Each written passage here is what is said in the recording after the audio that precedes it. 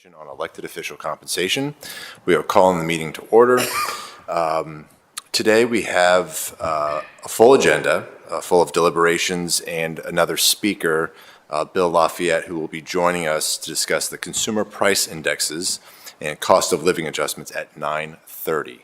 So until then, we have, this is really a working meeting to discuss our recommendations.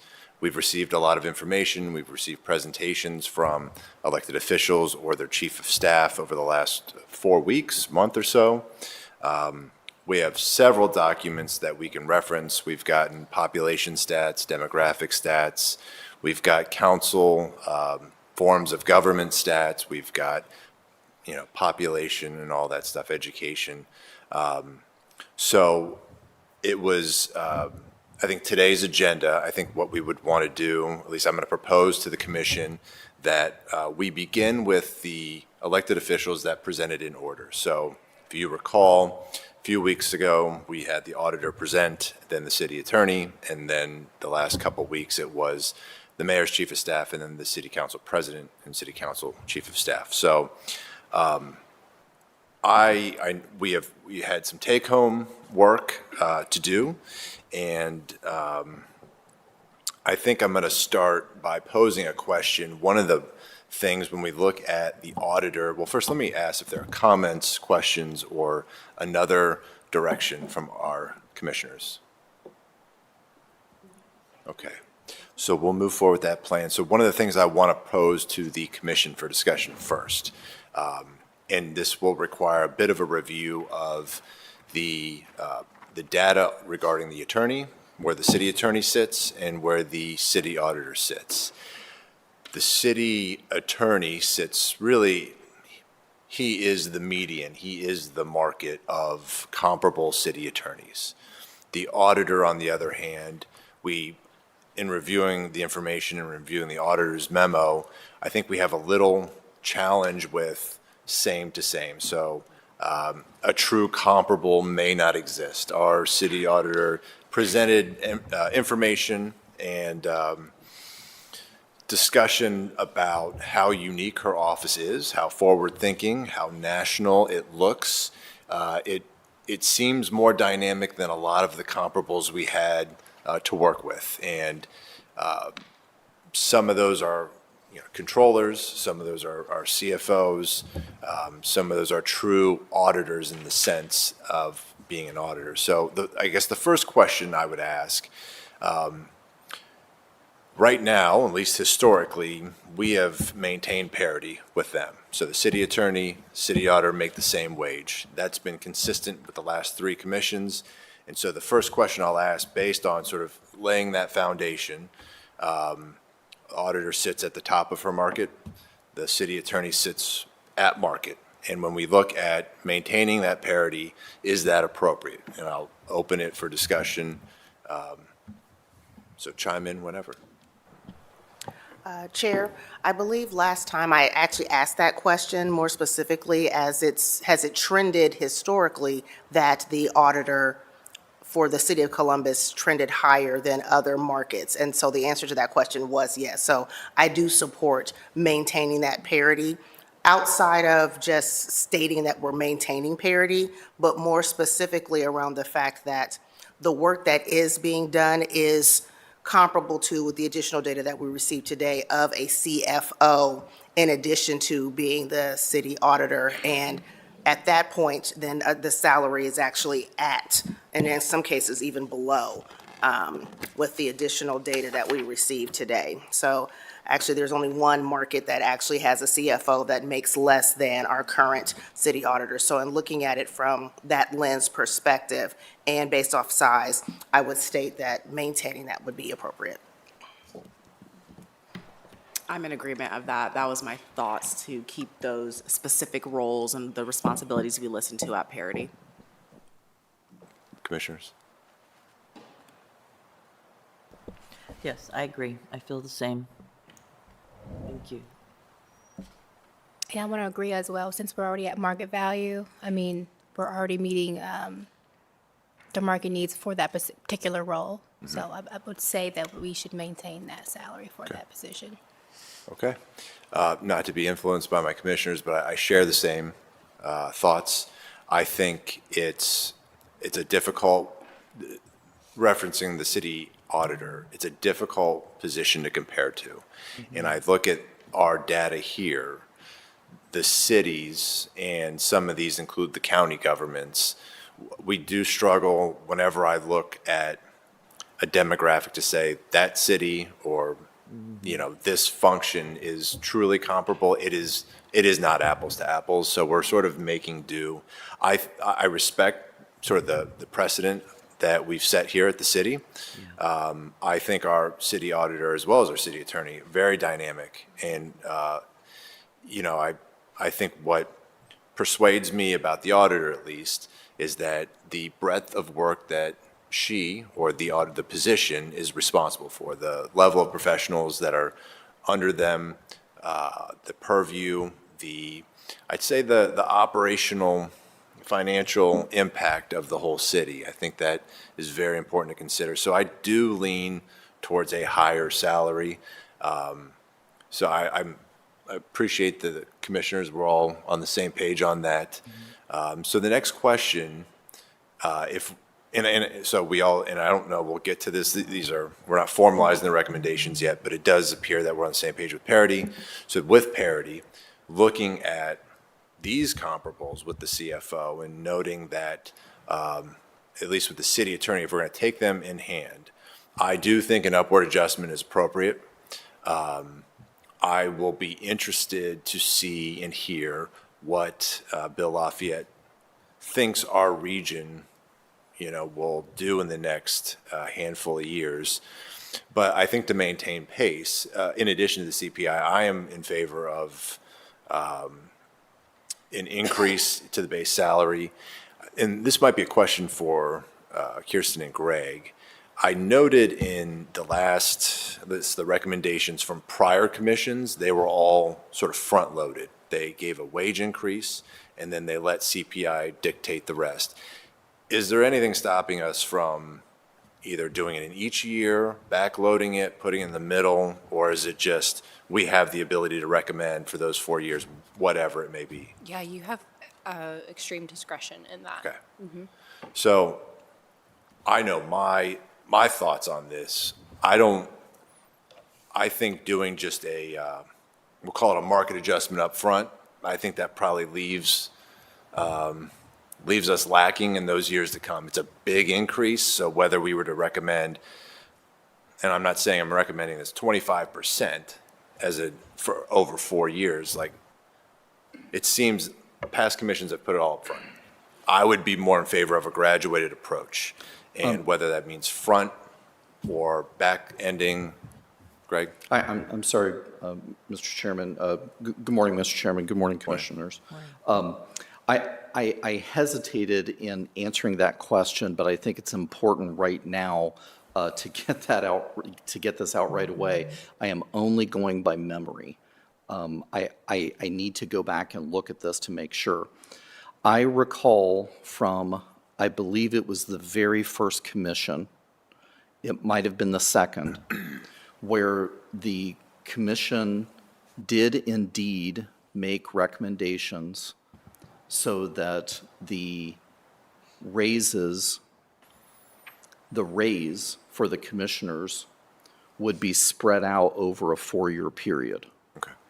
The city attorney's office was asked to review that recommendation.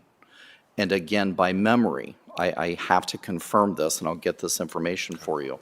The city attorney's office did not interpret the charter amendment to permit the commission to do that, or subsequently to permit city council to vote on that and make that part of the pay increase strategy. The gradual increase? The gradual increases, yes, Commissioner. And so, again, I would like to make sure, and I can go back and research that and confirm that for you, but I felt it was very important for me to let you know that now. I could be completely wrong, I could be completely misremembering, but I just want to make sure that you're aware of that at this point. For any of those items where there is a legal question, we can ask our legal counsel about that between this week and next. And if needed, we can also invite her to join us next week. Okay. No, that's very helpful, and I think I don't think it'll change recommendations, but yeah, as soon as we can get that would be helpful, because I think traditionally how I would look at a 4-year period, I would want to provide something in every year. And I understand the compounding effect of either front-loading an increase or back-loading it. And I want to be careful about what we recommend and making sure it's feasible too. But do we want to talk numbers? Are we ready for that? Or do we want to have more discussion on what we found was comparable versus what we found was not comparable? We don't have to belabor the point. We can certainly just get to it. I want to respect the fact that we did or had homework. So I'm going to open the floor for questions on or thoughts on what the commissioners found comparable for our city attorney and or our city auditor. I know we just mentioned the CFOs. I thought that was persuasive as well. But other cities, when we look at moving, Greg, if we could go to the city attorney slide.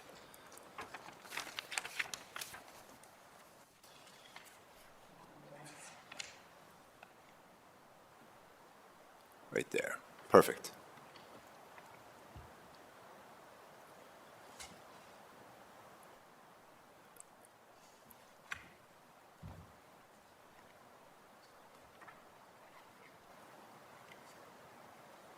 So when I look at this, thinking of in 4 years and then in 8 years at the conclusion of 2033, it's tough to say, at least at this point, without Mr. Lafayette's presentation, where we think the CPI will be in 4 to 8 years.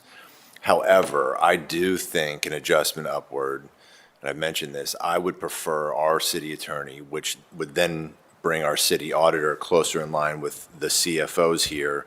And I'm looking at least on the sheet we just got today, Dallas, San Diego, and San Jose. I think moving closer to at least the top third, top quarter of this slide, and I'm referencing slide 5 of the city attorney base salary, to saddle closer to a Dallas, Fort Worth.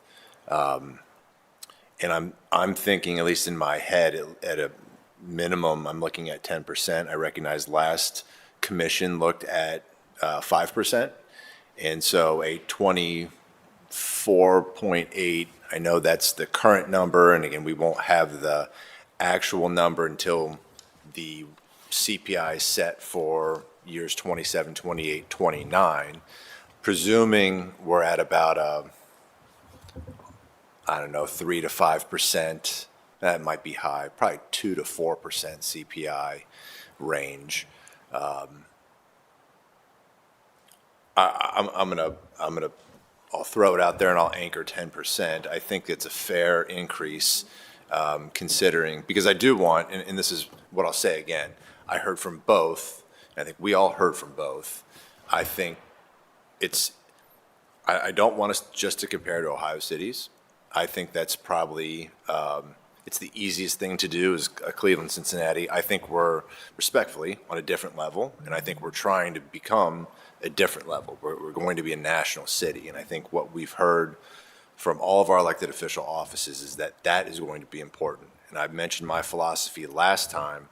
I want the best and brightest. I want people that are making career decisions on public service and not having to worry about, well, if I go to a law firm or if I go to an accounting firm or I go into education, I'm going to make far more. Therefore, why would I do this?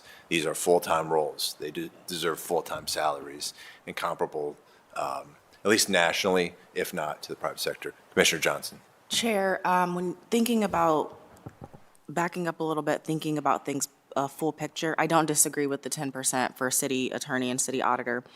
At the same time, I've noticed that those trend lower than the other positions. And in my head, I was already thinking our mayor is lower than the city not necessarily mayors comparable, but the city managers. And I was already thinking to definitely be higher than 10% for those areas. So are you trending in that thinking as well? Because I've just been noticing where what has been approved is city attorney, city auditor lower, and the other positions higher. Yeah, it's a very good point. So let me show my cards now as to where I think all of them. I'm thinking at a higher percentage for the mayor too. So I'm thinking at probably around 12 to 15%. And then for city council, I'm thinking closer to 25%. I think what I heard and again, I've had the benefit of working for the city of Columbus and you know, we're all residents, but then working closely with our council members. I do think a higher upward adjustment for city council, and then the city council president, probably looking at 30%.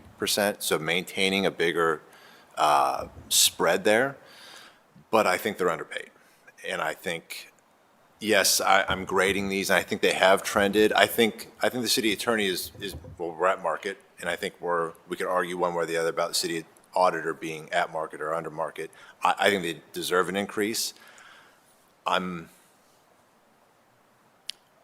trending higher for the others, though, because, and here's what I'll tell you, smaller offices. Yes, they have a lot of professionals. I think they're at a higher rate already, and we're competitive. And I don't know, 10% may not be the right number. And I'm not saying that is my end-all, be-all. I think that's at a minimum, I'm looking at 10. For the mayor, again, CEO, we're already pretty competitive. I think it's skewed a little bit with the city manager roles. And I don't know how to marry those two. I know we have a chief of staff here. Yeah. I think if we just looked at city manager and mayor, then we're putting them at, 370 to marry. Is that appropriate for, I'm not sure it is. And I think those other cities, if I'm reading into the tea leaves, recognize the public perception of an elected mayor and what their salary is, but then recognizing privately that to run a city of those sizes, you're going to need a highly compensable professional there to do that. I think it's public optics, but the private reality of, oh my gosh, we have to run a humongous corporation that spans over all these miles and all a diverse set of circumstances and services and population and local, state, and national dynamics. So this is a tough one. I think it's modest. I think the mayor's staff, again, that's not a question before us, but if in a perfect world we were setting salaries for everyone, I think that needs to be in kind looked at too. We don't have that data in front of us, and that's not before us to make a decision because we don't have a city manager. But the reality is that a lot of that falls on the chiefs of staff, the department heads, and that sort of thing. So a lot of words. Let me pause there.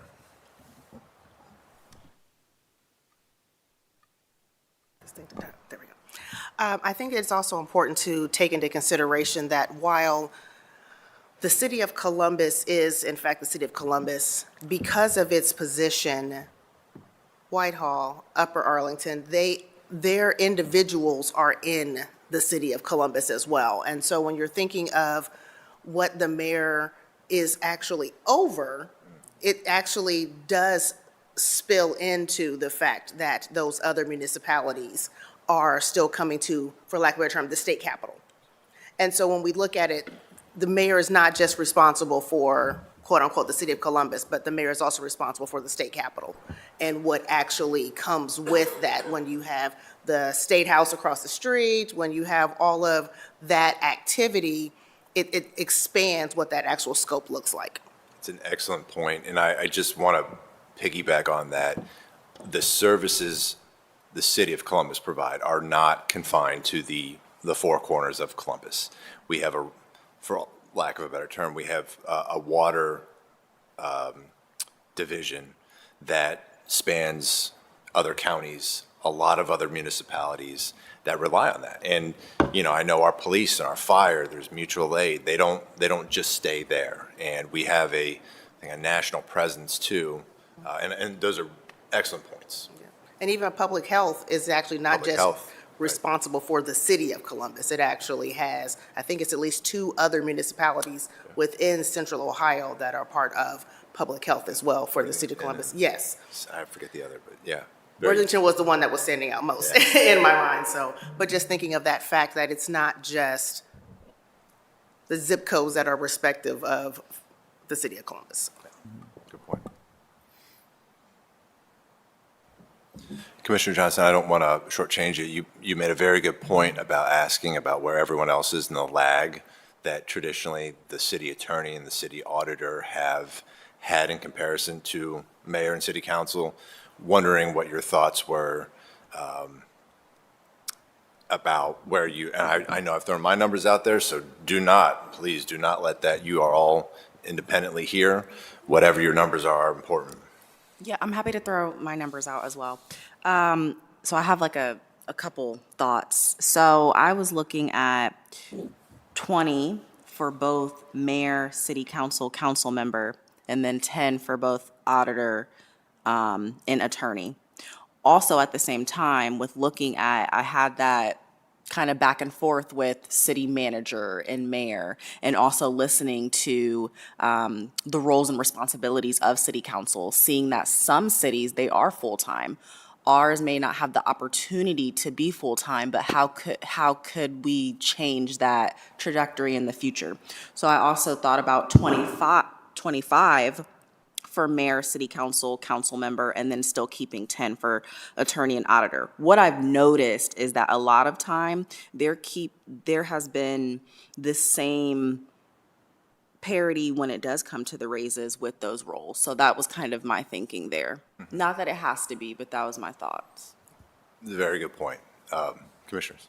Yes, I want to second what you said, because I'm going through our last meeting last week where city council turned down that 40% increase. So I was keeping that in mind.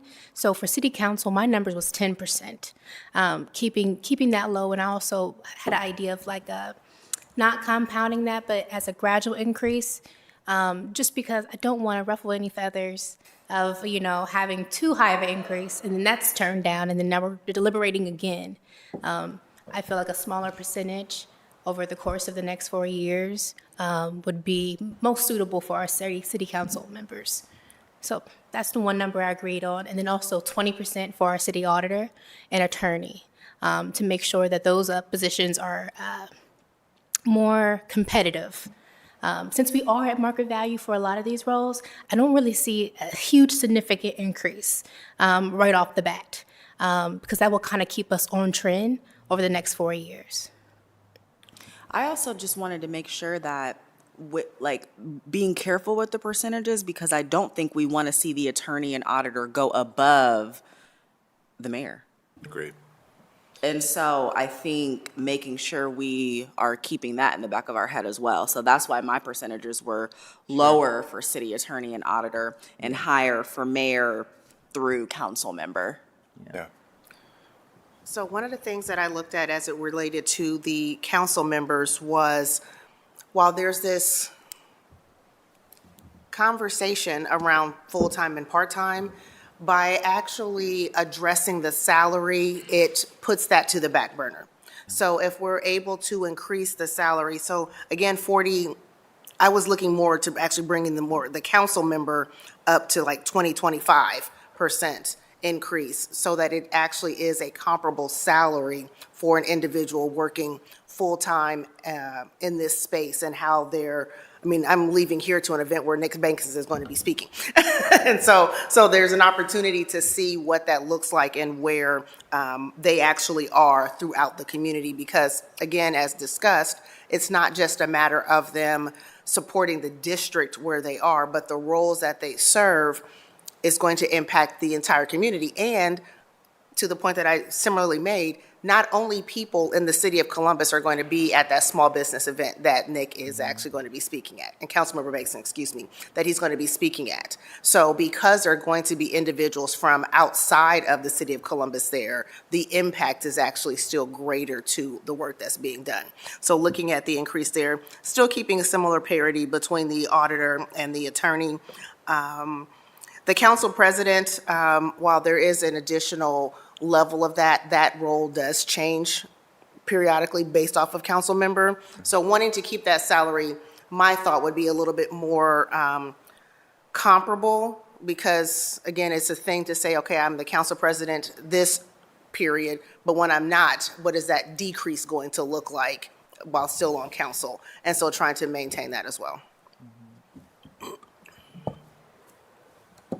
Commissioner Blevins? Thank you. I guess, yeah, my thoughts are, it would appear that the council needs to be brought up to par. The others, I agree with the, at this point, we'll have further discussion, but the 10% for auditor and attorney, the mayor in the 12 to 15 range, I think is fair and a good mark for us to start our discussions.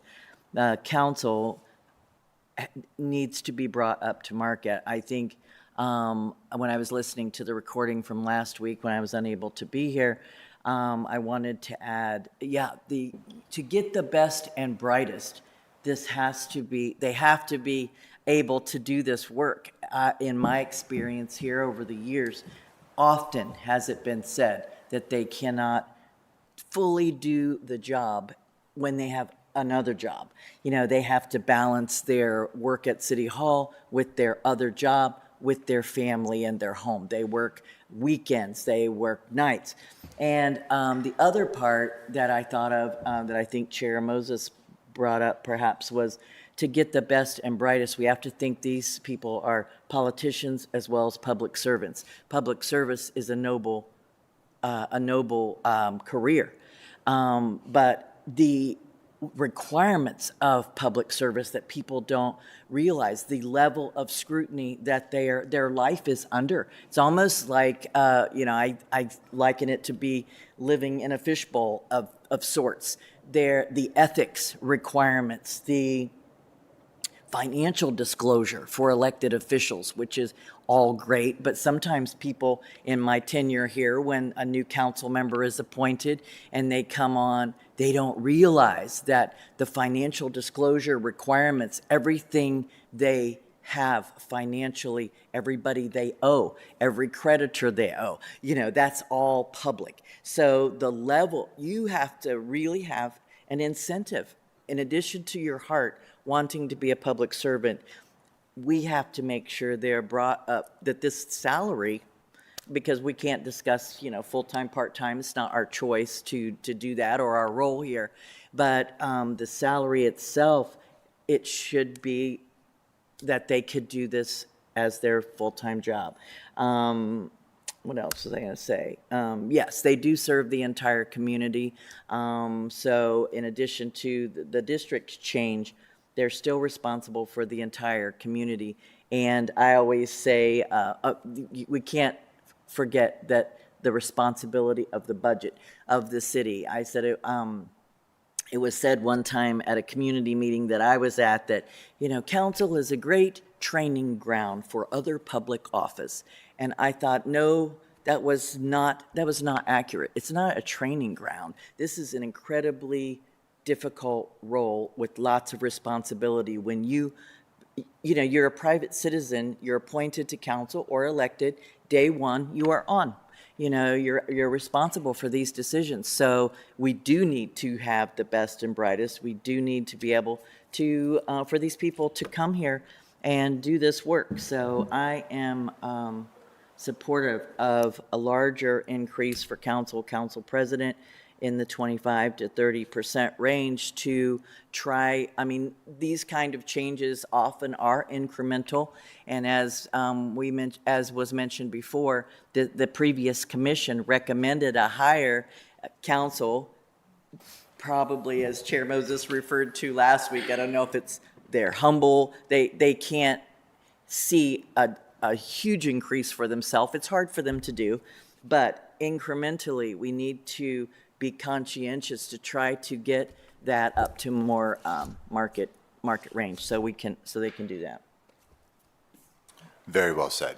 I agree. I think what I would add too is, I know the question of full and part-time is not before us. We're not making that decision, but we are compensating them for their work now and their work in the future. And I think what Yes. the past commission, if I could guess, and what we're wrestling with is that it is a full-time job. It is a 24/7 type of job.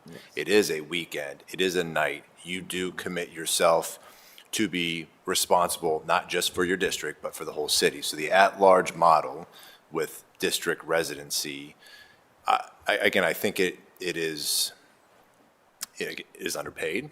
I think if we're compensating the work, and then we're thinking about future council members, right? The work of a council member. I agree with you. I don't love that there's a perception this is a training ground that they get on council just to go do something else. I think having a strong, deliberative, legislative body, this is America, after all, not to sound too patriotic, but this is what this form of representative democracy entails. And I do want a thoughtful, committed, dedicated, full-time public servant. That's my preference. I think in looking at the salary, I think it's low. And I think we've all had very good points on that. So, yeah, and I would also say this, that if council, when we make a recommendation, whether it's a modest, in my opinion, 10%, or whether it's something higher, closer to 30%, it's ultimately going to be their call. If they feel that the job doesn't warrant that, they will make that decision. I think it is our recommendation about where it should be, knowing that they can't go above our recommendation, they can only go below our recommendation. They can modify it down. Again, not suggesting 40 or 50%. I think somewhere, and I don't think it's uncalled for either. I think what the numbers we're throwing around, if anyone's listening, I don't think throwing around a 20% or a 30% increase is unheard of for 4 years from now, for 4 years of work, full-time work dedicated to the city of Columbus. So that's, again, I agree with what's been Could said I here. also add one more thing I was thinking about over the past week, is that in my 40 years in City Hall, it's changed somewhat. It used to be that they would say the mayor proposes and council disposes. But that is not the way it should be viewed. That would imply that council is simply a rubber stamp on what the mayor proposes. This council in today's world, they set policy, they look at trends, they look at norms, they also initiate legislation. They are not just approving what comes from the mayor. So that is something to be thought of as well. It's very important work that requires a lot of research and, from their teams, and a lot of deliberation. And the council, as well as the mayor, of course, all elected officials, they're expected to be out in the community so they can hear from the community. So in addition to just doing the approval of legislation, that kind of thing, as Chair indicates, they have to be out in the community and responsive to residents. This is the body that people can speak to every Monday. They sit there and public can come down and speak on legislation or about basically whatever they want. And so they are always there and always listening, in addition to having to be out. So anyway, that's just my thoughts on that, since I wasn't here last week. No. Thank you. Thank you, Commissioner. I think that the other opportunity is that while saying 50% may sound outlandish, if we take that their current salary is about $96,000 and 50% increase would be $144,000. And if you think about the actual work that is being done, and to be comparable in a community, to be comparable as a servant, as a resource, as a support To say $144,000 is a lot is not. And so while it may sound outlandish or it may sound egregious to say, oh, a 50% increase, that would actually be still below market rate for the level of service that is actually being provided and the level of support that's being utilized. Very good point. And I think that's on the current salary. It will have additional CPI in there too. Yes. But the point is, when we look at population represented by council person, it's very high. And for our city, some of the differences here in when we look at, I know, like in Atlanta, has a relatively small population, but a massive MSA, right? So 6 million and change, 500,000 for the city. Those council members, and I don't have that, maybe it's right up here. Here it is. The number of council. It's like 103,000 per person, I think it was what it Yeah. I think it's an exceptional amount of responsibility. And I know others we looked at the data. I think San Antonio compensates their council members in the 20,000s. I don't have a reason or a thought. My guess is that they're going to be part-time and they have other jobs. And whether that's their model, that's fine.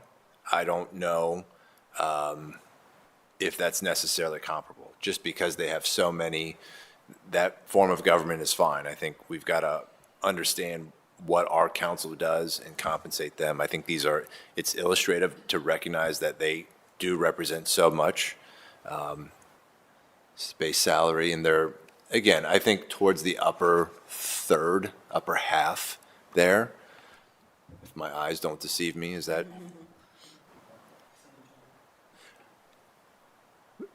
Well, I was mentioning San Antonio as far as the number in the last slide about how many people per council member they represent, and then their actual salary itself. I think there's a high divergence there.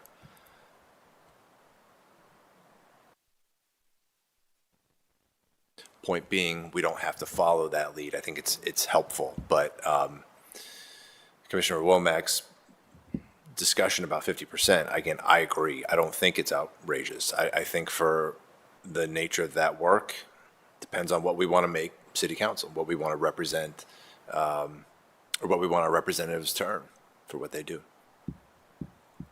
So I'm definitely leaning in favor of a higher increase. Again, I mentioned, I think 25, 30%. I guess another question we should ask, because we do have two council salaries to consider, do we increase the spread between council president and council member? Or, and I forget who mentioned it about not creating too big of a gap so that that if a council president was no longer council president and they're taking a significant pay cut, do we create a dynamic there that isn't healthy for council? Should we recognize that, yes, you are the face of city council as the president? However, if we create a $50,000 gap, is it the right thing to do? And so I'll just open that up for discussion. I don't have a good answer on that.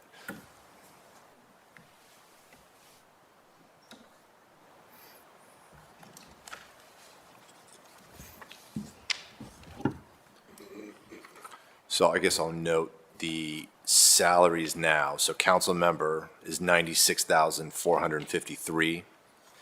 Council president is $116,032. So it's about a little 20. under a 20,000 Yeah. gap right now. And with those numbers, we're talking it's about a 20% kind of spread. I think if you applied them, if you gave them the same increase, then it'll naturally continue to spread. If you give the council president more, it'll increase the pace of that spread and vice versa. So those are, in this discussion, I think the council president, again, based off recent history and as a resident of Columbus, I think they shoulder a lot. It's not to say that the other members don't. I do think, and we talked about this last time, about whether it was even appropriate to consider committee chairship being a reason to add additional compensation. So would, and I'm going to throw it out, would the chair of public safety, because it's public safety, would that entitle somebody to additional compensation? I don't think it's before us, but I think it's worth noting. And what we heard was that they're spread equally. Everyone has at least one, some have two, but then maintaining the spread for the council president, who has ultimate sort of say there, is worth noting. Yes, I can say there is a significant amount of responsibility attached to the council president role that may not always be apparent. I thought that Chief Tanusa's presentation was well done, and I thought he described it very well. But yeah, the role of council president is significantly the responsibilities, the expectations, the public expectation, as well as the management of the council as a department is to be considered as well. The just the leading of the colleagues and all of the different things that we deal with and setting the agenda. So the council president may or may not chair a committee, but is responsible for all everything that happens in this council department as it runs today. So the spread is appropriate, and I understand that we should think about if someone were the council president and then went back to council member, that doesn't happen very often here. But of course, that doesn't mean that that's how we should base our decision, is that it's not, hasn't historically happened. It could always happen. But anyway, I just wanted to speak to that. It is an extensive amount of work when you move from member to president. I've always said that it's quite different once you actually get in the role, what's expected of you. So that's just my perspective. I think looking at the data also, so thank you for sharing that perspective from being kind of inside of the space. And looking at several of the other areas surveyed, so like Minneapolis, they have like an $80,000 difference between member and president. And then the city of Washington, D.C. also, or the District of Washington, D.C. also has probably close to like a $70,000 difference between the two. So I'm not sure if there's an option for a person to go from one to the other. It seems possible. Whether or not it's probable is something else. And so being able to see and wanting to make sure that the decisions that we are making and the recommendation that will be forth from the commission actually is aligned in that understanding. So if it makes sense to maintain that gap, I'll say, for lack of a better term, between the member versus the president, then, I mean, I'm fine with that, as long as we're making sure that also, again, 116,000 at where we are today, to say that I am leading the 15th largest, the council for the 15th largest city in the United States, with the understanding that there's still the spillover from other municipalities in and around the MSA, would still, to me, still be low when we're looking at that increase. Commissioners, I agree with you both and think you have definitely brought great points to the table. My thinking is the reason I was keeping my numbers tight was just based off of kind of what was given and then what was voted on. The large gaps are something that looks like that's going to be kind of turned down. And so just wanting us to put something forward that may have a better chance of being accepted is kind of what my thought process is. Because we could say, yeah, we want a meaningful gap between these. It doesn't look like they typically vote on a gap between positions. Yeah, I think as a public servant, it's difficult for them. it has been difficult for them to consider salaries for themselves. That, I mean, just as residents, as Chair Moses said, it's not a popular subject among residents to talk about raises for their elected officials. That's the beauty of this model, to have a citizens commission that reviews objectively. We're not affected by this decision.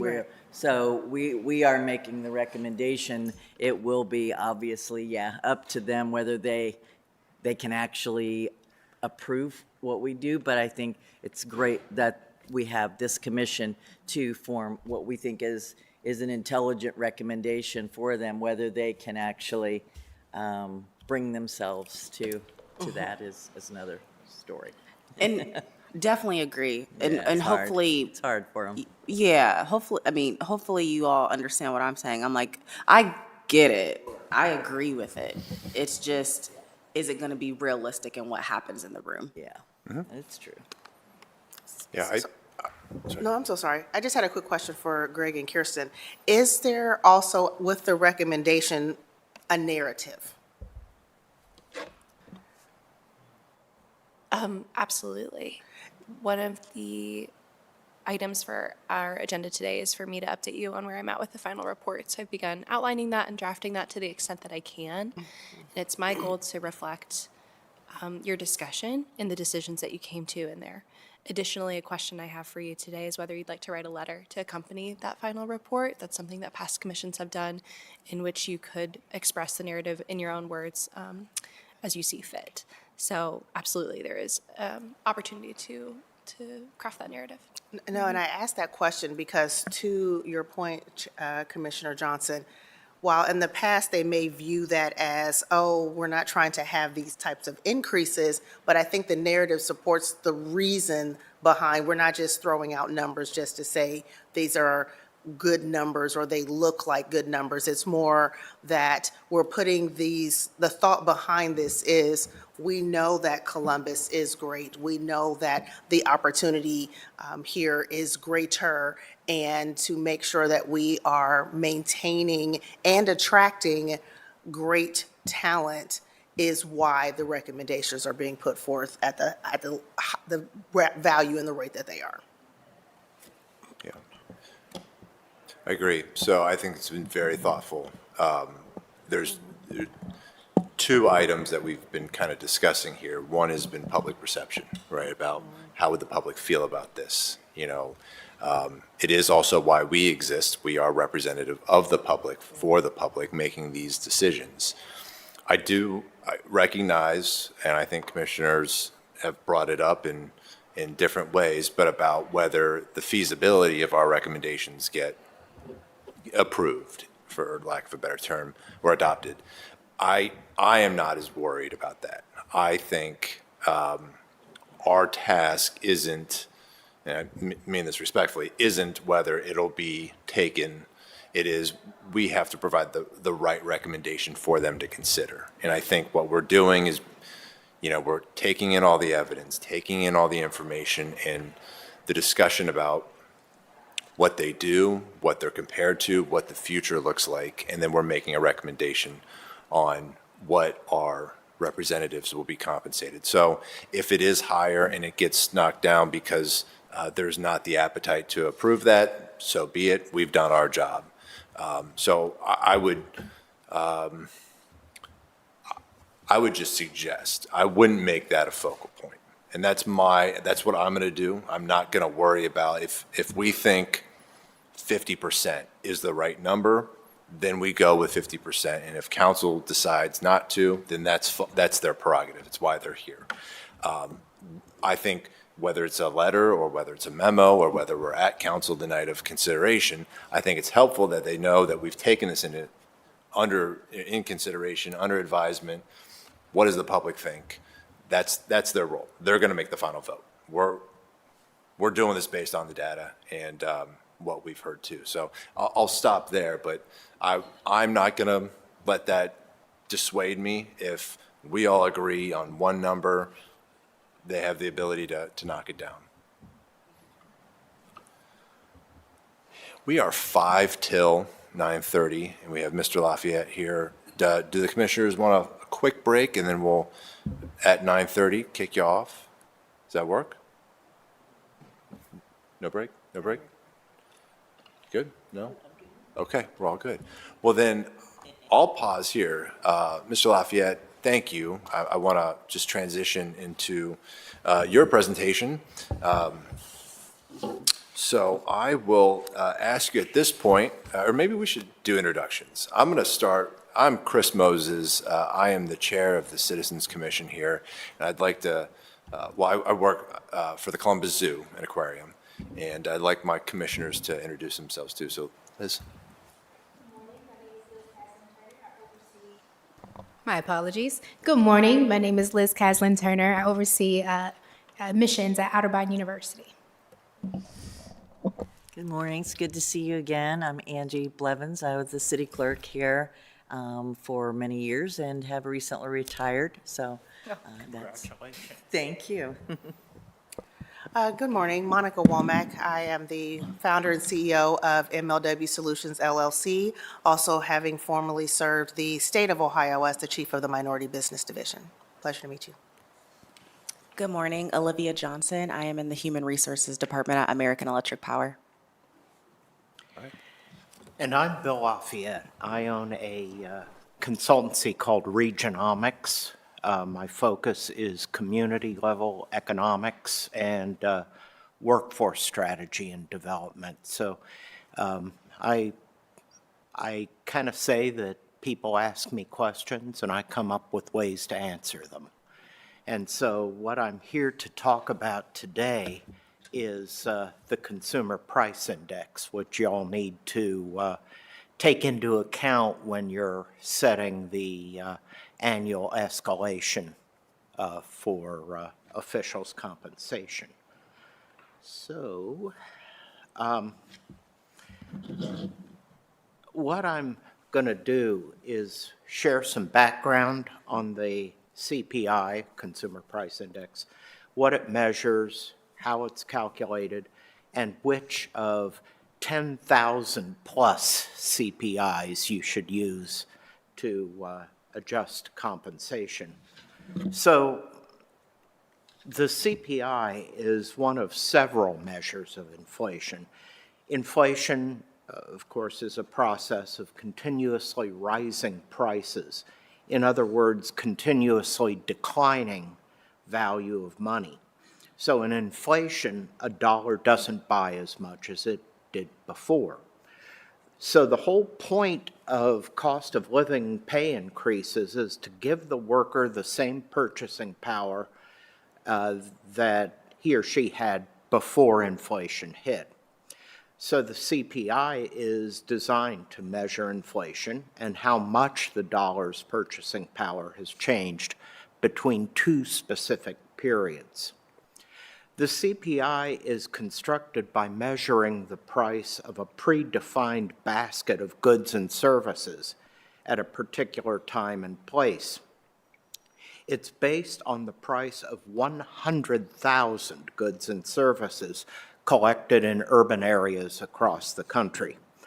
The price of the item categories then are weighted to approximate the purchasing power of a typical household. The Bureau of Labor Statistics surveys consumers' purchases to figure out what the correct weights ought to be. The result is the Consumer Expenditure Survey, which is something that I also use from time to time. So a price index is set up to show the path of price changes over time. You set the price level at an arbitrary specific date or period to a particular value. And usually that value is 100, but it doesn't necessarily have to be. So the CPI was set to 100 as of 1982 to 84 prices. So it has been set at that level now for decades. The index value then in each following month is based on the change in the value of the basket relative to its value in the base month. So say the price of the basket at your base date is $1,000. Your price index is 100. Say that the following month's price for that basket is 1,002. So you calculate the index as the current month's price divided by the base date price times the base value of the index. So 1,002 divided by 1,000 times 100 equals 100.2, and that's your new index value. So say 1 year later, it's 1,050. The index value 1 year later is 1,050 divided by 1,000 times 100, or 105. So how does this then relate to the inflation rate? Turns out that the inflation rate is easy to calculate from those CPI values. You typically measure inflation from 1 year to the next or from 1 month to the next. And if you're measuring month to month, you typically annualize the result. So you calculate inflation as the percentage change in the price index between your first and second date.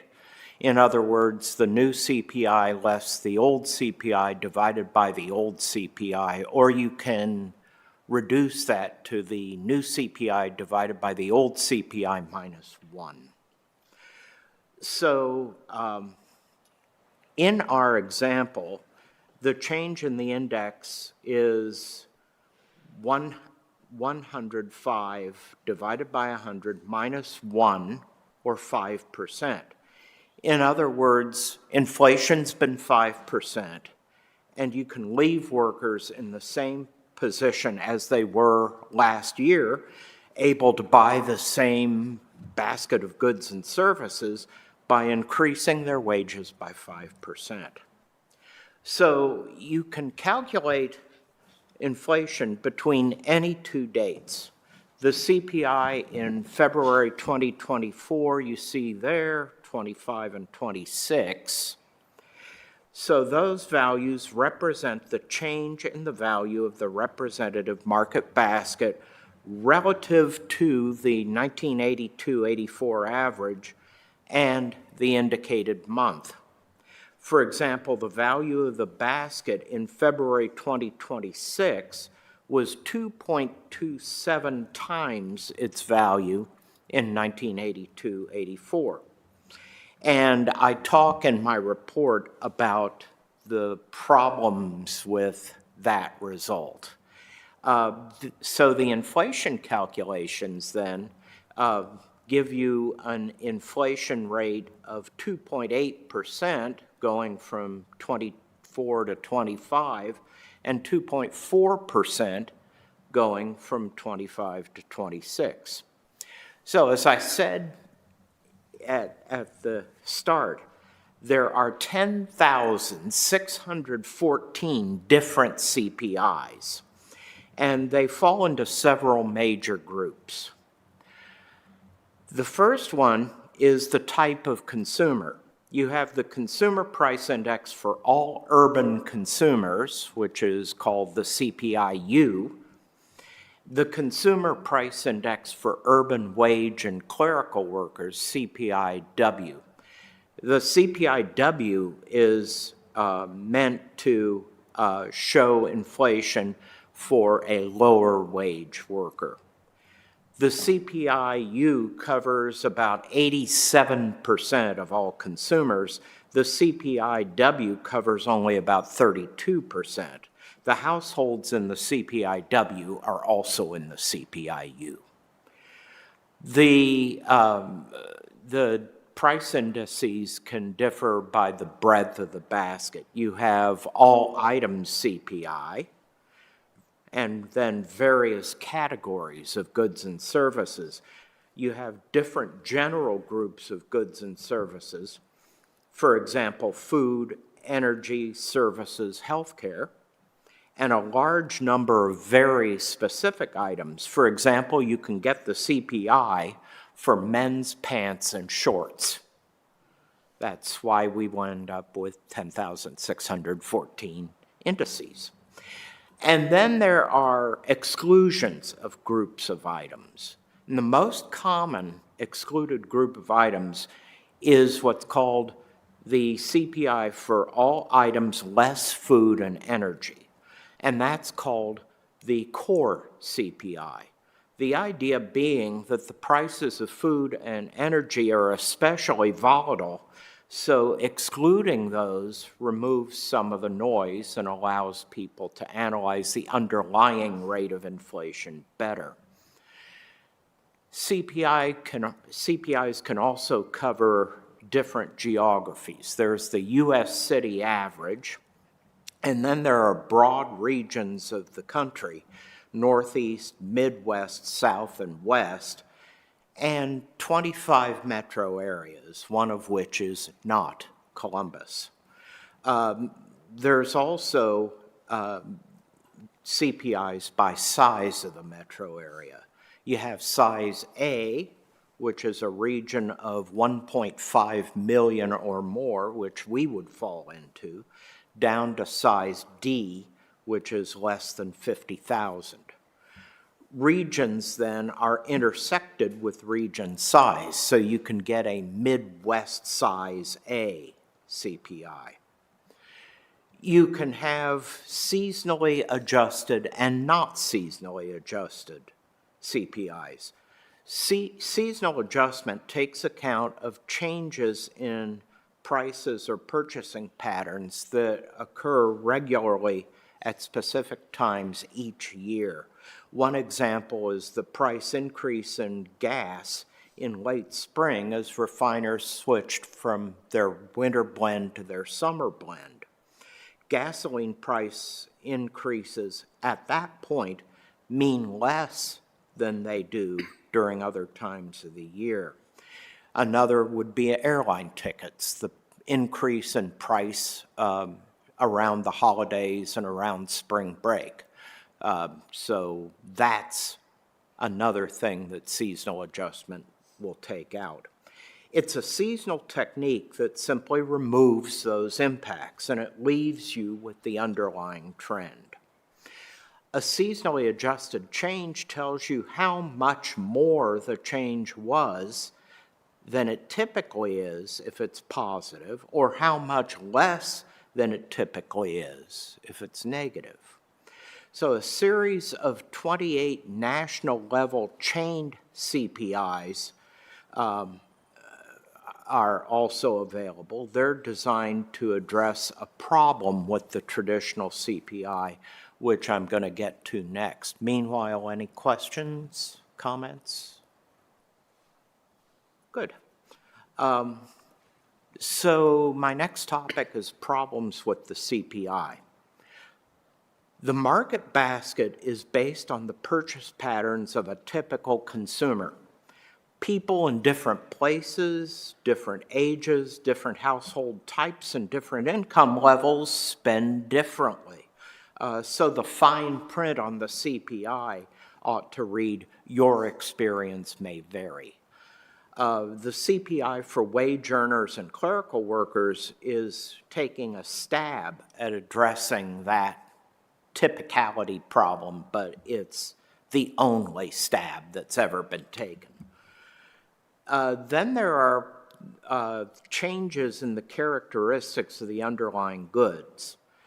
The basket includes a TV, but at some point that TV changed from black and white to color, and at some point it changed from a TV with a picture tube to a flat screen high definition TV, and then to a smart TV. Each change may have resulted in a price index, but households probably wouldn't see it that way simply because the new good delivers more quality and more satisfaction than the old good did. So people over the years have experimented with ways to address that problem, but that's hard, so nobody's ever really done it. So that means that you have to be careful when you're looking at price changes over long periods, even the 4 years that y'all are looking at. There is no practical way to fix that problem. You just have to be aware that it exists. Purchasing patterns can shift over time. Tastes can change, new goods can appear, and expenditure shares can change. This means that the weights on the prices used to calculate the CPI become less relevant over time. The results of the Consumer Expenditure Survey are used to recalibrate the basket every 2 years. Substitutions, though, also happen and happen much more dynamically as the price of goods and services shift relative to one another. So if the price of margarine goes up and the price of butter comes down, people will tend to switch from margarine to butter. If the price of movies goes up, fewer people go to movies and more people stream movies or go bowling.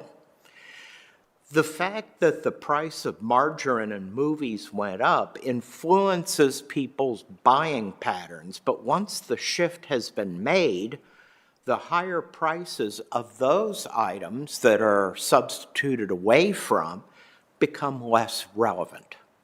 So that means that the CPI with a fixed basket overstates the actual financial impact of changing prices on households.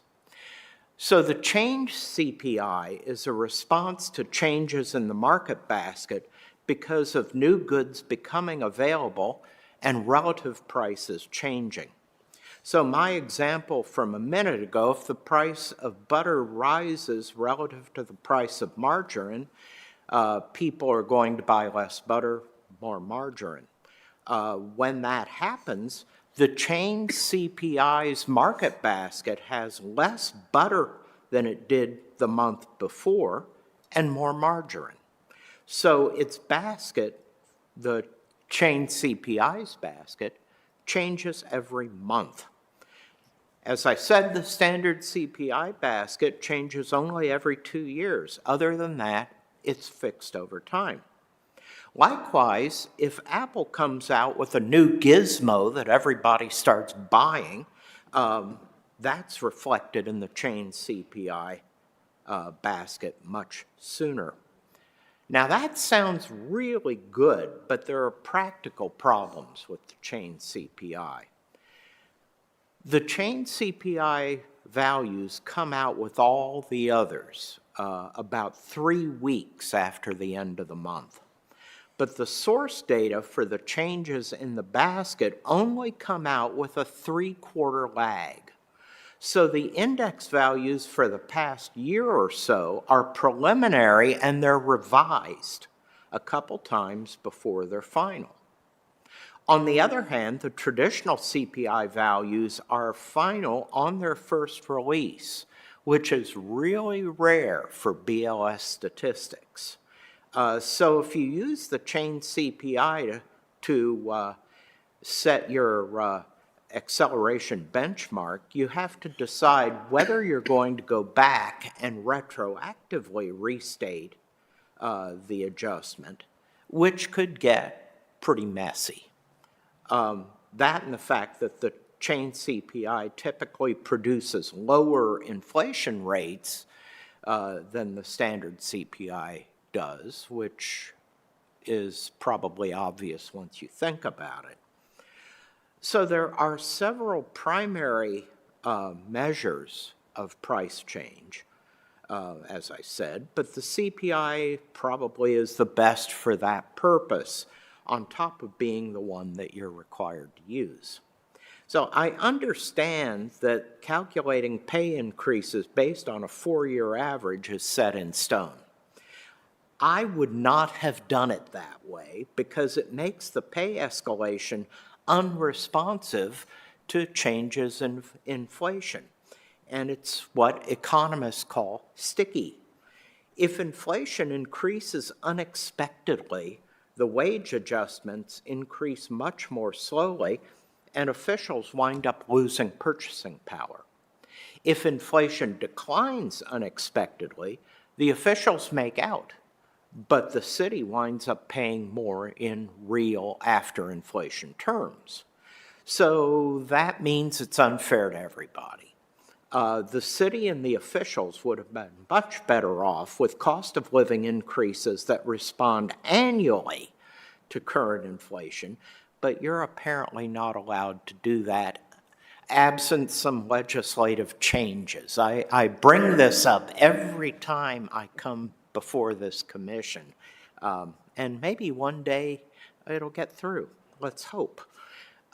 So, which of those 10,614 CPI values should we use? You want to use an index that's not been seasonally adjusted. You use seasonally adjusted indexes only to compare different calendar months. For example, the price change from December 2025 to March 2026. It's better to go with an all items index rather than one excluding food and energy, namely the core CPI. Core inflation is a lot more stable, as I said, but in real life, officials really do have to buy food and gasoline, so it's unfair not to reflect that. The chain CPI is at least theoretically better, but you have to be comfortable with ambiguity. The rate for the past year, which is 1/4 of your total wage adjustment, is likely to change somewhat. So if you're going to use the chain CPI, you have to set a date formally on which you go out and retrieve the values to avoid any conflict later on.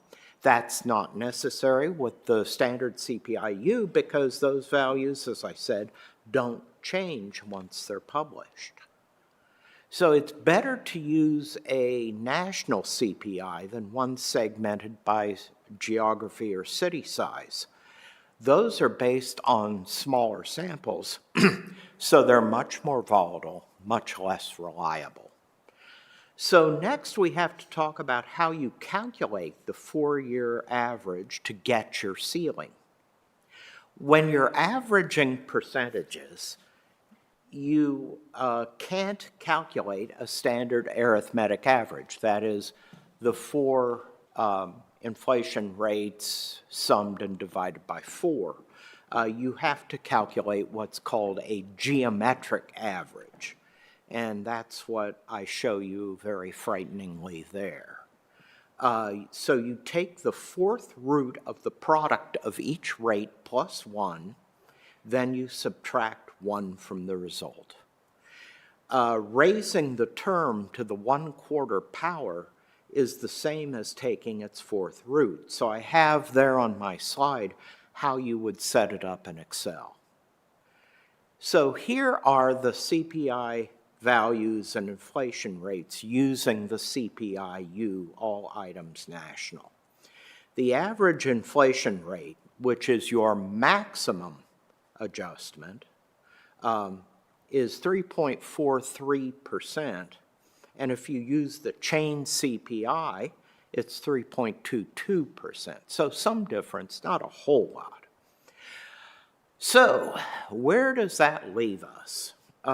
Again, that 3.43% or the 3.22%, depending on which way you go, is the maximum annual cost of living adjustment. The most recent year-over-year rate was 2.4%. The average was pulled upward by the 6% inflation rate going from 2022 to 2023. You also need to think about predicted future inflation over the next few years, 4 years specifically. I have here the CPI inflation forecasts from the Congressional Budget Office. The average of those rates winds up being 2.36%.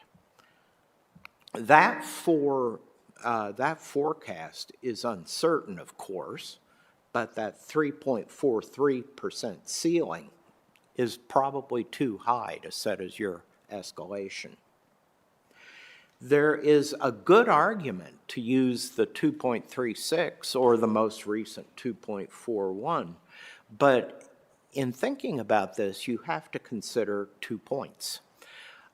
First of all, as I say, the prediction's uncertain. Second, inflation is initially higher than the 4-year average. And so officials are going to be losing ground during the first year or two. Now, if I were in your position, I would be thinking about something like 2.5 or 2.6% just to accommodate that higher 2.8%, 2.7% rate initially, and the fact that it is uncertain. But as you have done, you also have to compare official salaries and the inflation adjustment to what's being done in other places. So that's what I wanted to share. Thanks a lot for your service on this commission, and thanks for having me in again and again. It's always enjoyable, and I guess we can take questions.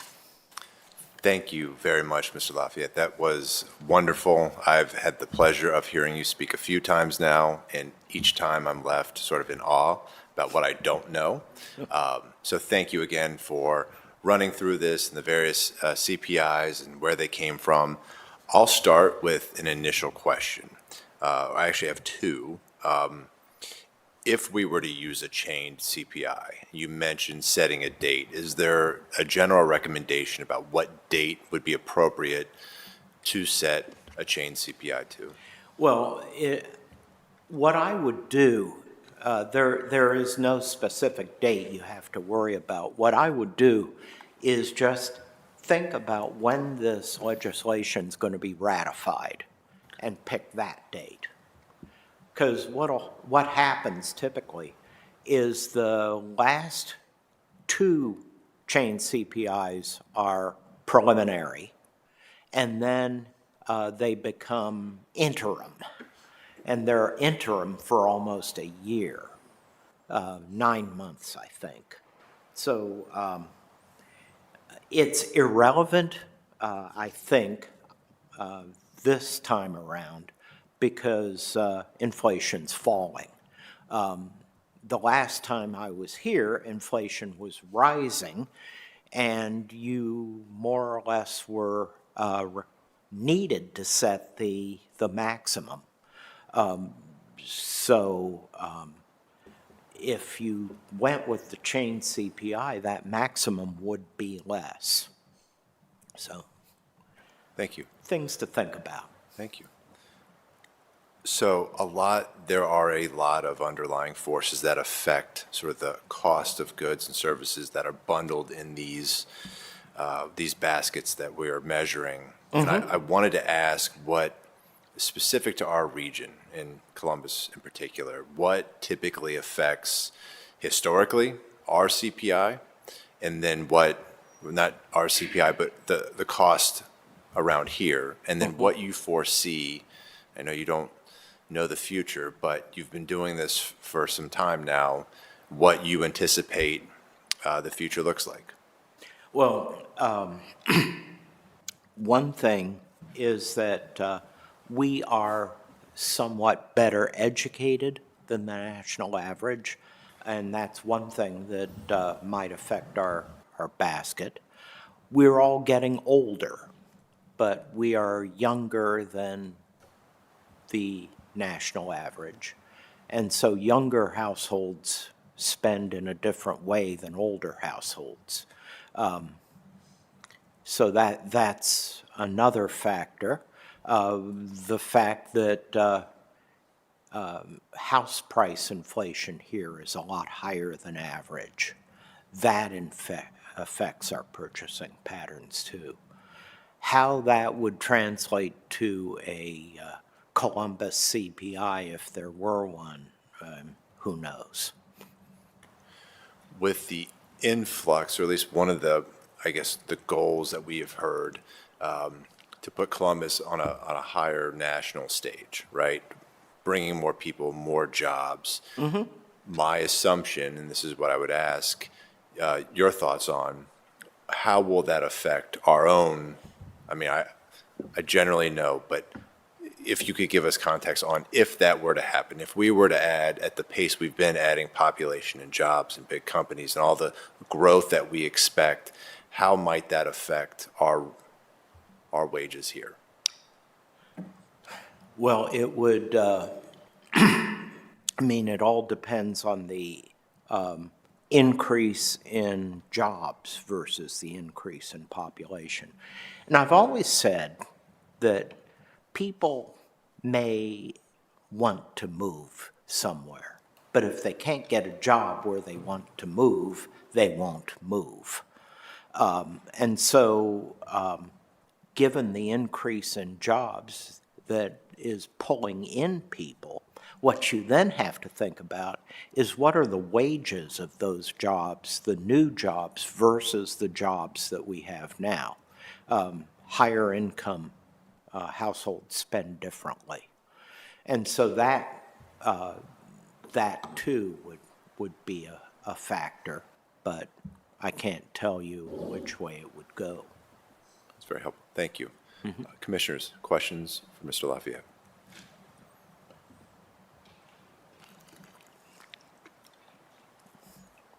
Okay. Seeing none, Yeah. I appreciate very much your time here. Yeah. Yeah, thank you all very much, and thanks again for the work that you do. Thank you. And I guess I'll see you again in 4 years, if I live that long. Some version of us, you will. Yeah. Yes. Thank you again. Thank you. Thank you.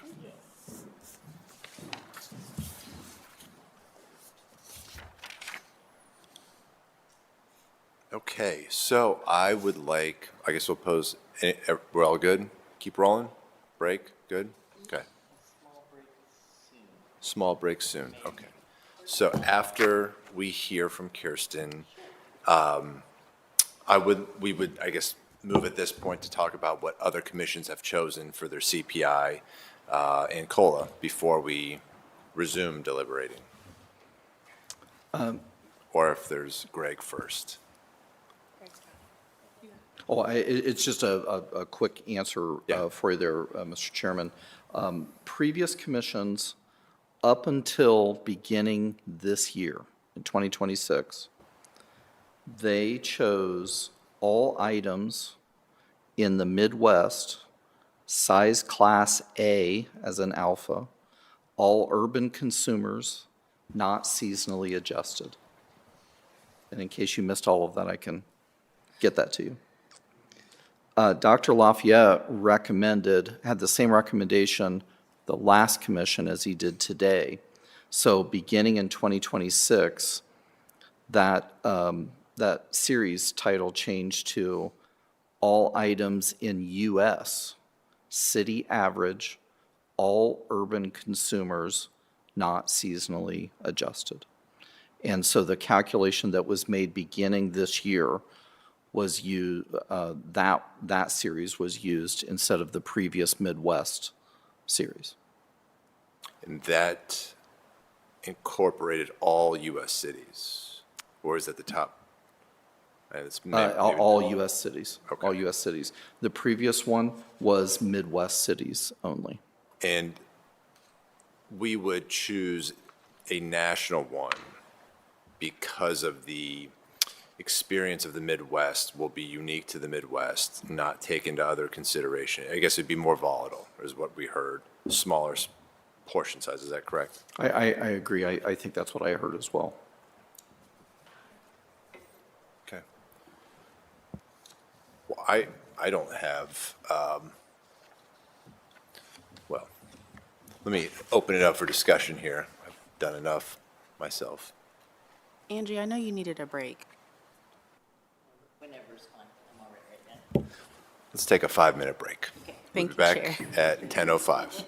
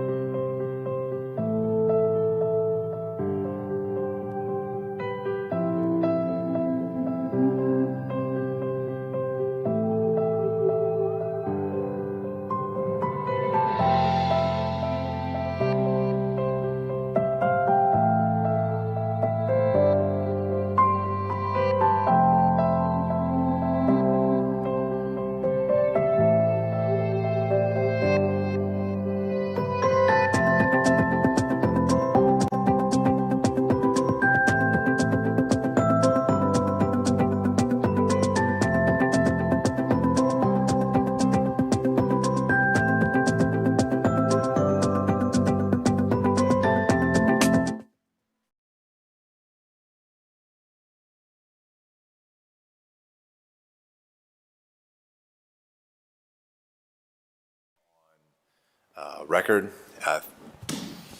It is 10:05, and I think now is the time we probably continue the discussion on COLA. We heard from Mr. Lafayette, and what past commissions have done.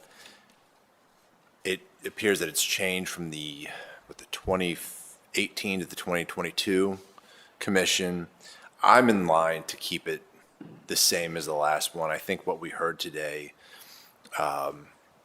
was the national is the best as far as maintaining a fuller picture. I'm not in favor of excluding food or energy, so gasoline. And I do think broadening out from the Midwest is appropriate, because I think if we keep comparing ourselves or we keep looking to other cities nationally, their effects, they're more likely to use a national index. They won't use a Midwest unless we're talking about Indianapolis or, that sort of thing. So that would be my proposal, but Commissioner Johnson. Agreed. Okay.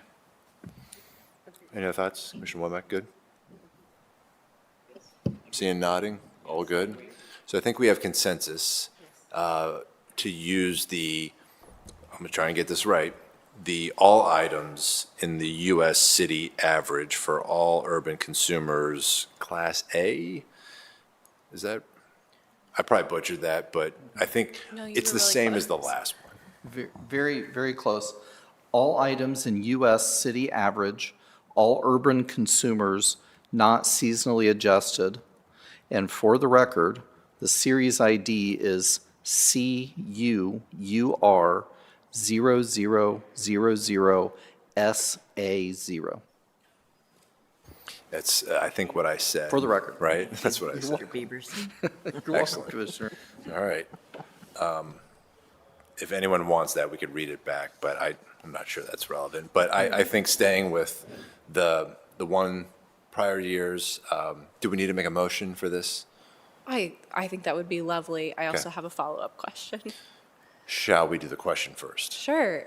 I just want to confirm, it sounds like right now you're making a decision about what CPI will be referenced when the COLA is being taken into effect. So per charter, the COLA cannot exceed the previous 4-year average of that CPI which you've chosen. But I think you will need to take an additional vote on what your COLA recommendations themselves will be. Okay. For each So it's more year? just a clarifying point, like, you've decided the CPI that the COLA will reference, but you can choose a COLA percentage that's not necessarily tied to the CPI as long as it doesn't exceed whatever that would be. So you could choose a number and recommend that as the COLA percentage, and the caveat would be as long as that doesn't exceed that average. Or you can recommend essentially the maximum COLA using the CPI calculation. So that will be an additional motion. Okay. No, understood. Discussion on that, whether we want to set a arbitrary COLA ourselves and then have it tied back, or do we want to go with the maximum of the COLA? I think both would be the same thing. But I think if that's what it calls for, then we need to clarify what our stance is. I would just simply go with a maximum of that CPI. If we threw out a number, it could be any number, but I'm open to other suggestions, so open the floor. I was looking at the max as well. Yeah. Agreed. Okay. We've got I agree. 3 for the max of that CPI. Yes. I think so. Commissioner, good, okay. So we'll do the max of the CPI, so I will ask for a motion to adopt what Greg said for the CPI, and it would be the maximum allowed by that as our recommendation, So moved. Second. all in favor? Aye. Okay, then we've got aye as well. Then we'll use that, we'll go with the maximum. Okay, so we can put the CPI to bed, and the COLA to bed. Now we should go back to our recommendation. We have something else?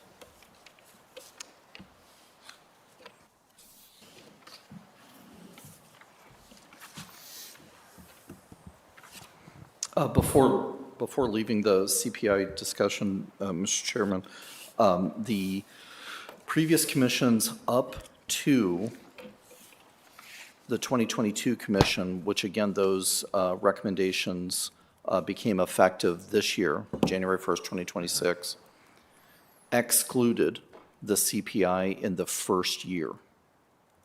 Because of, they put their Because- increase. Yes, that's correct, because the percentage increase that council ultimately voted on was effective in that first year. The CPI was excluded. This year, it was included. Yeah, I see that. There's COLA for all 4 years. Yes. COLA is what I should have said instead of Yeah. CPI. No, That's I- what it's based on. Yeah. Yes. I'm thinking to include it in all years. Yeah, I would too. I think I understand why you would omit it in the first year if you were giving a lump sum, but I still think that takes away from the lump sum, so then I would bake it into the lump sum. Again, we're splitting hairs here. I would move to include it in the first year and for all 4 years. So if we have to refine our motion, then I'll ask for a motion to include our COLA for all 4 years, and I ask for a motion for approval. So moved. Second. Okay, all in favor? Aye. Okay, we'll do that. Thank you. Thank you for the clarification. So all 4 years, COLA, maximum CPI, we're good on that point. So we've had discussion, and I think if we want to start, so the auditor and city attorney, again, we have to consider all these together, and I know I initially started with those two, but I do think taking everything into consideration proportionally does make a lot of sense. So however we want to do this, let's stick to the auditor and attorney first, just for my brain, and then we can focus on the others. But I initially mentioned 10%. I've heard higher than that. I wanted to ask commissioners for a number that we could then talk about. Excuse me. I'm in agreement with the 10% for those two roles and to keep those at parity. Commissioners. I agree with that, the 10%. I agree. You're in favor? Yes. Agreed. 10%? Okay. That was a lot easier than I expected, so. So if we were, again, I'll reserve sort of motions to the end and sort of refine that, but we're on for 10% auditor, city attorney. So next, if we want to tackle the mayor first, well, it doesn't matter who we tackle. I think we have to consider the mayor and council together. We've had very good discussion on council. I might reserve that second, just because it's a little more complicated.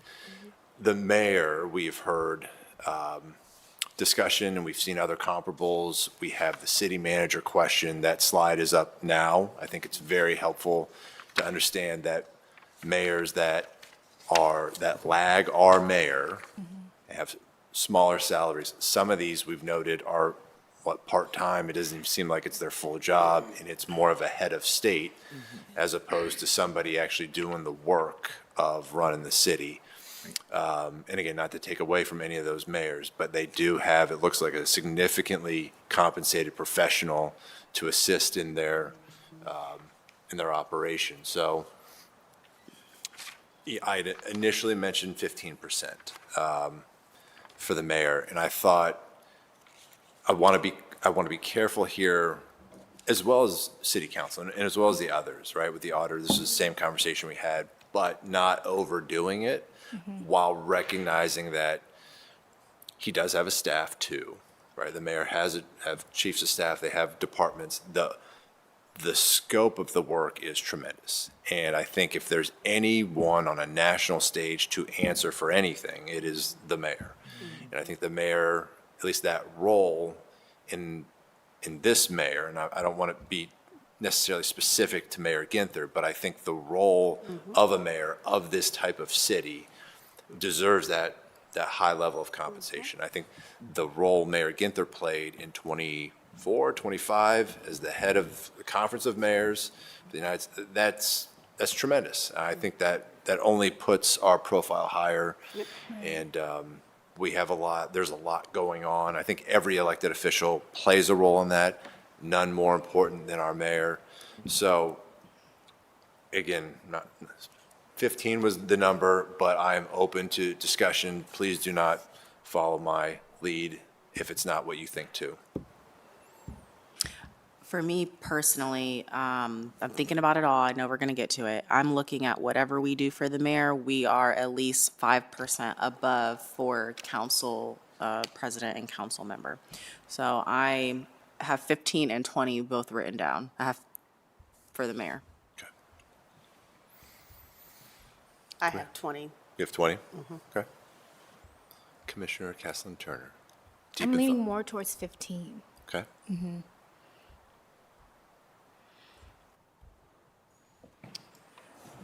Yeah, I am fine with either. I had originally stated earlier the 15.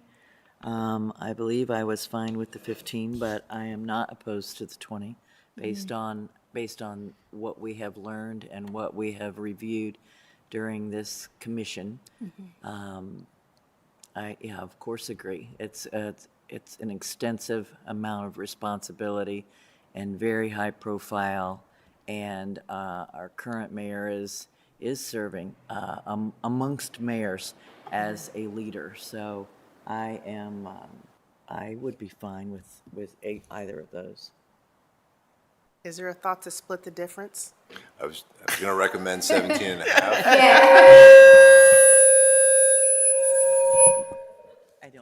I've never I was gonna say understood why these 18. mics do that. Yes, 17.5. well, that's a good suggestion. Yeah. I think 17.5. Yeah. Maybe a Yeah. happy space. No. Are you throwing out 18? Seriously? No, Yes. I wanted, okay, I missed part of that.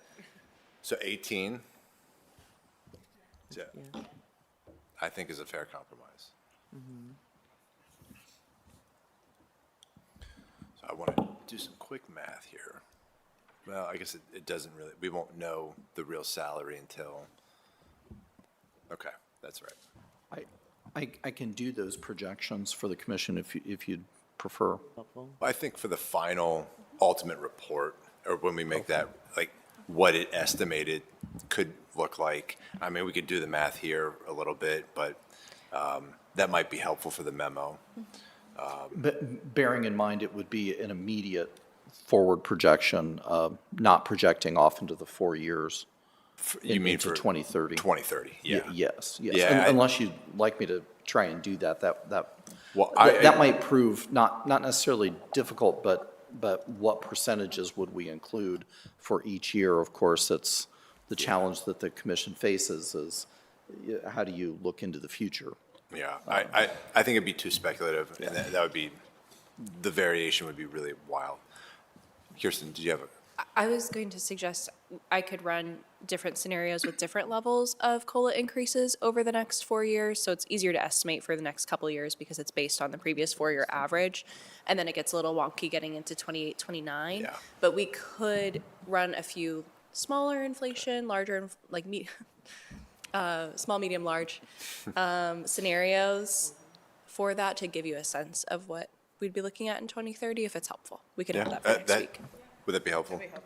Yeah, I think for the final approval, I think seeing the numbers themselves, then we may have, if we have edits, we make that next meeting. Okay, but I think 18 is a very reasonable for the scope, for the scale. So then I guess it goes to the next question, and not to put you back on the spot, Commissioner Johnson, but you had mentioned about 10% more.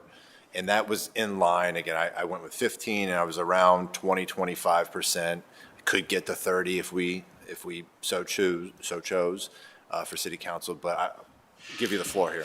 Yeah, so I was thinking whatever it was to be a little bit higher than the mayor, so 25, but because this 18 number is 28 weird? Does that sound weird? It's not weird. There are weirder things out here, but that wouldn't be, I don't think, it wouldn't be inappropriate. Would that 28 be the recommendation for the council president as well?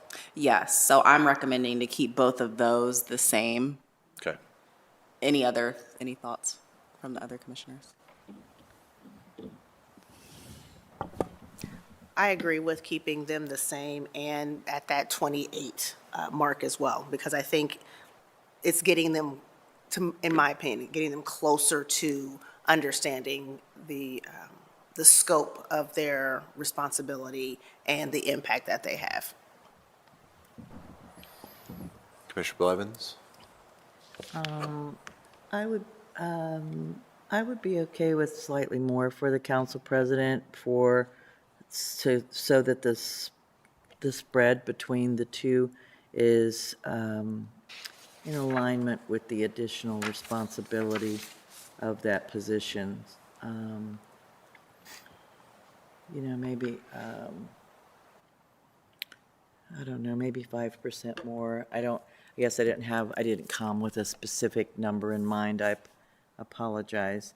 But I think a little bit more, again, we're trying to, I believe, make this comparable to the responsibility. That's my thoughts, I guess, at this point. So you would, not to put words in your mouth, you would maintain, or you would grow that spread? Yes. Think there's a significant, Yes, some and would, significant amount of responsibility for the council president, and so that we need to take that into consideration. and for the commission, I think based on your experience, your work experience, Yes. your career, Yes. you have sort of inside knowledge as to, not inside knowledge, but you have experience with the office more than we do. And I think it's helpful to explain, what would that look like? Would it be, is that like a 5% gap? I mean, right now, we're looking, it's kind of 20% based on current salaries. Again, anything you would add would increase it well, not exponentially, but whatever it was. So I'm curious if the bidding is at 28 for council members, then we would keep it the same. Would it be like a 32, 33? I don't want to put words in your mouth, but. Sure. I think 32, or 33. I was thinking 5%, perhaps more than what we're doing for the members. So if we're doing 28, then You sure. go to 33 for council president.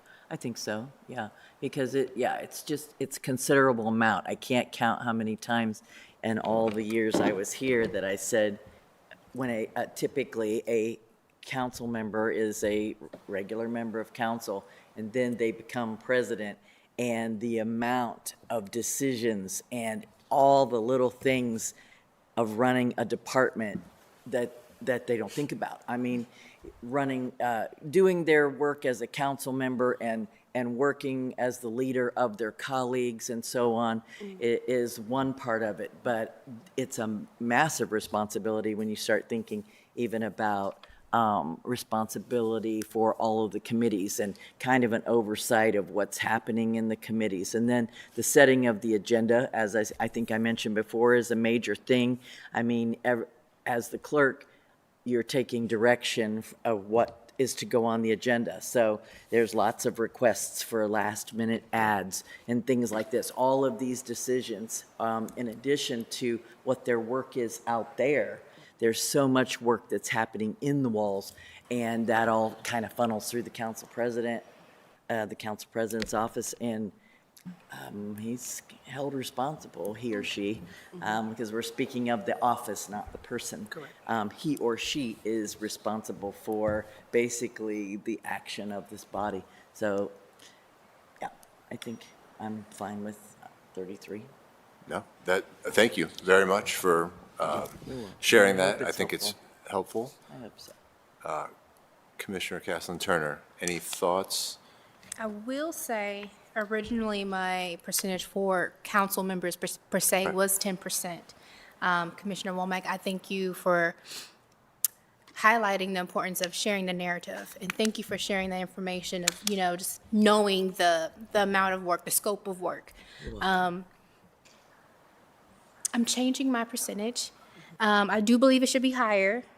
I do actually like that 20% gap that we have currently between our council members and our council president. I can lean into the 28% for my 10, but I believe that it should be the same for our council members and our president to maintain that 20% gap over the next 4 years. I feel that that salary increase over the next 4 years will be comparable for our council president, personally, yep. Very helpful. Thank you for sharing, and you're not changing, we're evolving. Yes, we're evolving. We're all talking it out. This is the working meeting. Commissioner Blevins, I think it's very helpful to share that. I wasn't thinking about sort of the executive functions of a council president, although it's council, right? It's legislative by nature, but the executive functions of that office. And I recognize there are staffs involved, 40-some, don't quote me, 46, 47, whatever they have there to run, but it's just, it is helpful. I think even if we gave them the same percentage, the percentage based on the current gap, that gap would grow. Right. So I could live with the same percentage, because I think it gets at what we're talking about here. I'm also, if the commission believed that we need to increase the spread, I would be in favor of that too. I wouldn't say it's a 10% spread. I'd probably do something a little closer to 5 to 3% to increase it. I think it recognizes that all of the, I mean, aside from the mayor, it's, at least now, it's the council president, right? That is representative of our city as a legislative body too. So we'll probably have to take a vote on this here soon, but additional discussion. Commissioner Womack. No, thank you. And again, thank you, Commissioner Blevins, on that additional context. I actually am in support of that additional 5%, and it could either be between 3 and 5, I think, really gets to that same messaging, because we're still going to have the 20% increase. Even if we kept it at 28, they were still going to be at that 20% difference. But I think that acknowledging the expansiveness, so it's actually, it's addressing and putting an actual value to what that expressed understanding is. So I actually do agree with that difference being in place. Not married to either value, but I am definitely in support of there being a difference in value.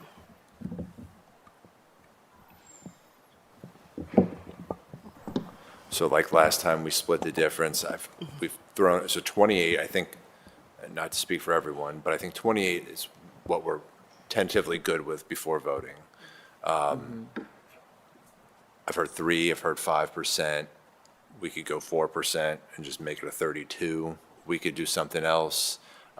Or if there's opposition, I'm not here finalizing this, but let's talk it out. This is the meeting for that. If there's any sort of discussion about if that's appropriate, right?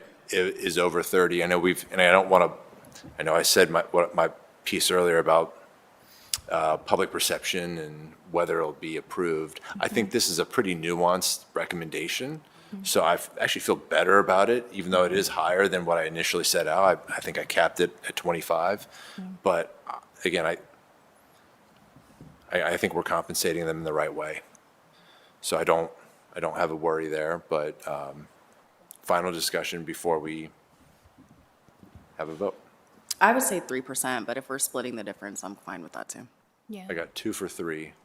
I'm You got- 3%. You're at 3. I think we're at 3%. Splitting the difference. You're for splitting the, I think so. 3-7? Sorry.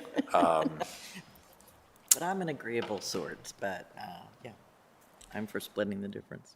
Okay. So 4, or are you guys hard 3s? It's fine. I'm okay with 4%.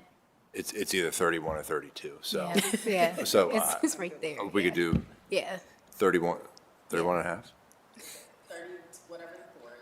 yeah. 32. Yeah, 32. Okay, so tentatively, before we take a quick vote on this, 28 for council, 32 for the council president. So to review, assigning 10% and 10% to the city attorney and city auditor, mayor 18%, city council 28%, Council President, 32%. Any additional discussion on any of those numbers? Do the 10% seem appropriate in light of the others? Yes. Yes. Okay. Commissioner Blevins, you? Yes, Okay. sorry. Okay, no, you're fine. And then 18%, we just had that conversation. So I will now ask for a resolution. All in favor, so let me ask for a resolution to approve, or, sorry, to recommend salary increases. And I think we'll talk about first year, yeah. Sorry, Chair, I was just going to say, because there is additional data you plan to look at next week regarding how estimated COLAs may impact where salaries will be in 2029, you don't necessarily, like, I could take this part of the discussion and start working on a draft report, knowing this is the direction you're going. You And save don't it. have to finalize recommendations Okay. today. You still have until the April 9th meeting to have that final vote. Yeah, okay, yeah. So as Well, long as then- I know, I have clarity, and I think I do, on the numbers that you just said, I think we're okay to proceed with drafting the report. Okay, so thank you. So before we finalize our recommendation, let's see what it looks like in the memo at the numbers 10, 10, 18, 28, and 32. And then we'll have a final vote on the second, and then we'll have the formal submission, well, I guess on the 9th or by the 12th, I think, right? But, yeah, Thursday the 9th. So, that said, it is 10:31. Any further discussion before we conclude and adjourn the meeting from my commissioners? Okay, I wanted to add, Yes, yeah, I please. just appreciate the work of the commission and the work of the staff. I mean, a lot of work has gone into it, the presentations, all the information that has been presented makes a very thoughtful process. And, you know, as Chair said, we're representing the citizens of Columbus, and this is a difficult assignment. It's difficult to project and to consider this. So anyway, I think it's been very thoughtful, and I appreciate the work and being involved. I appreciate all that. I think that we're doing the very best that we can do. As you said, we're making a recommendation, and then it kind of goes from there to the council. So thank you. yeah, thank you. And I would highlight that, again, Greg, Kirsten, you guys have been fantastic. And you've given us all the information. I know your work's not done, maybe just starting to some degree, the hard part. But no, it's been exceptional the whole time. So appreciate the commissioner's time, but also to the staff here, thank you very much. We will adjourn the meeting. I look forward to finalizing the recommendations on April 2nd. See you next week. Thank you. We are adjourned.